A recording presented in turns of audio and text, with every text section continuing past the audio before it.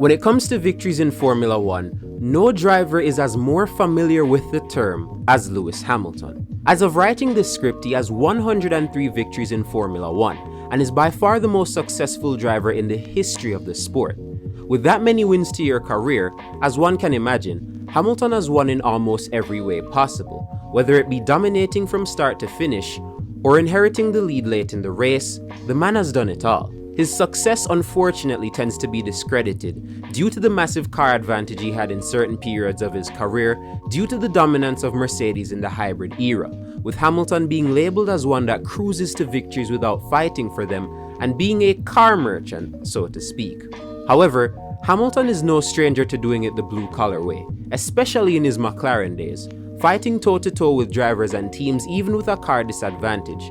Today's story takes us to Germany in 2011, a season many consider to be Hamilton's worst, with Lewis underperforming, with Red Bull and Sebastian Vettel dominating at the peak of their season, with Jenson Button outperforming Lewis Hamilton in some races. Hamilton this weekend stepped up and showed the world why he was as highly regarded as he was, in what I, intern of Intern Talks Wheel, believes is the most underrated win of his Formula One career. My name is Intern, I talk wheel, and this is why Germany 2011 is Lewis Hamilton's most underrated victory.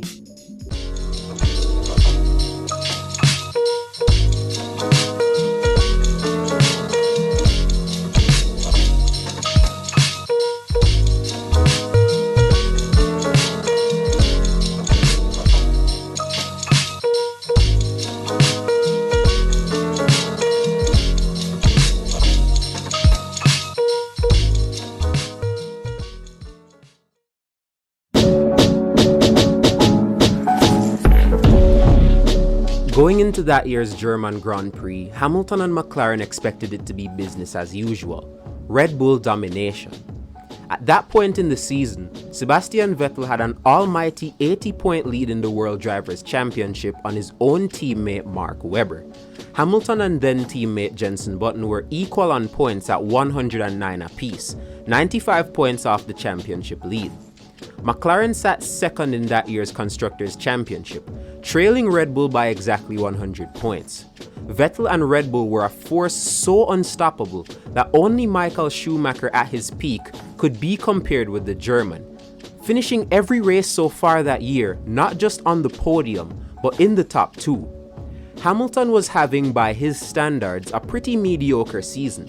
Though it was only his 5th year in F1, coming within a point of being F1's first rookie champion before sealing the deal by the same margin the year after means that Hamilton wasn't necessarily meeting the ridiculous standards he set for himself at that point in his career. He had only 3 podiums leading up to that year's German Grand Prix.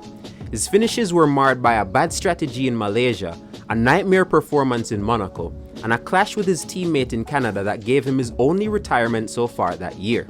Fernando Alonso and Mark Webber topped the 2 practice sessions that weekend. The 2 McLarens had decent pace, but certainly nothing remarkable. In an interview, Hamilton stated that he didn't expect to be in the fight for pole given McLaren's pace that weekend.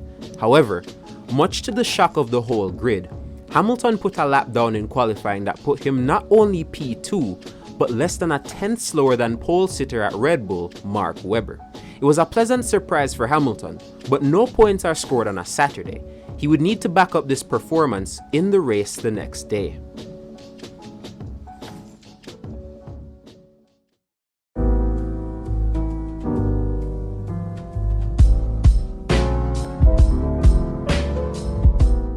Sunday came and the cars lined up on the grid. Was this a masterclass by Lewis, or were the Red Bulls caught napping and poised to destroy the field again? The lights went out and Hamilton nailed the start, shot past Webber and led the field into turn 1. He would extend his lead by as much as 2 seconds, but as Webber began to find pace, the gap would slowly close up over time. Nick Heidfeld and Sebastian Buemi came together in the final sector, which caused a yellow flag. This allowed Webber to significantly close the gap, and with the help of DRS and a good exit out the final chicane, Webber sent it down the inside of Lewis Hamilton into the last corner to take the lead.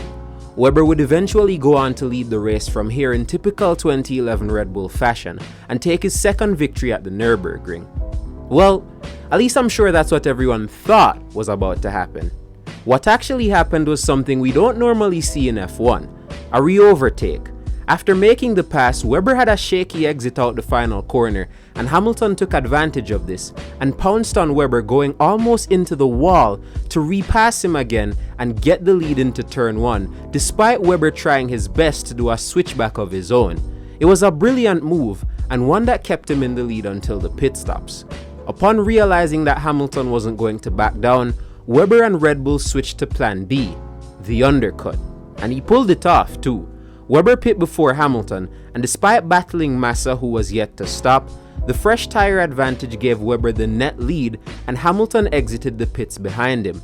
Hamilton would then be stuck in second in a three-way fight for the lead between Mark Webber in P1 and Fernando Alonso in P3. Where was Sebastian Vettel, you ask? Well, he spun earlier after hitting the grass, and it took him completely out of contention for the win. After the end of this stint, however, Mark Webber this time was the first to pit, relinquishing the lead to Hamilton. However, Hamilton, despite going a lap extra on his worn tires, would pit from the lead and exit the pits ahead of Webber. Webber on his fresh tires would try to use them to his advantage by going around the outside of Hamilton in turn 2, but with his elbows all the way out, Hamilton kept Webber behind him successfully. What the two of them weren't expecting, however, was Alonso pitting and coming out ahead of both of them. Alonso somehow overcut both Webber and Hamilton, and he took the lead on pit exit. However, just like Webber, Hamilton would try to go around the outside of Alonso into turn 2, and unlike Webber, Hamilton made the move stick and reclaimed the lead of the race. From there on, it was smooth sailing. Hamilton fought the fight valiantly and did everything he needed to do. Each of the three drivers would pit once more, but it wouldn't deter Lewis as he exited the final corner to take his second and final win of the 2011 season. It was a weekend where no one expected Lewis to challenge for pole, but he did so anyways. It was a weekend where no one expected Lewis to challenge for the win, but he did so anyways. Despite all these expectations of a seemingly usual result of a Red Bull domination 1-2, Hamilton's talent is what threw a wrench in their plans. Qualifying within a tenth of pole in a slower car, re-overtaking Webber immediately when he lost the lead, keeping pace with Webber despite losing the lead, overcutting and blocking Webber to regain position out the pits, then showing Webber what he should have done by passing Alonso around the same corner that Webber failed to pass him. It becomes increasingly apparent that there are many out there that will fail to see Lewis Hamilton as more than just a driver that went to Mercedes and got lucky. But drives like these, as well as the drives he's been putting in as recently as this very year, show that good car or not, Lewis Hamilton's talent has been and continues to be the deciding factor in his success. This 2011 drive is proof of that, and given the many things he's had to withstand, the pressure put under him by Webber and Alonso, and the fact that during discussions this race does tend to go under the radar when discussing his best wins ever, all these factors are why I consider Germany 2011 to be the most underrated victory of Lewis Hamilton's Formula 1 career. My name is Intern, I talk wheel, and thanks for watching.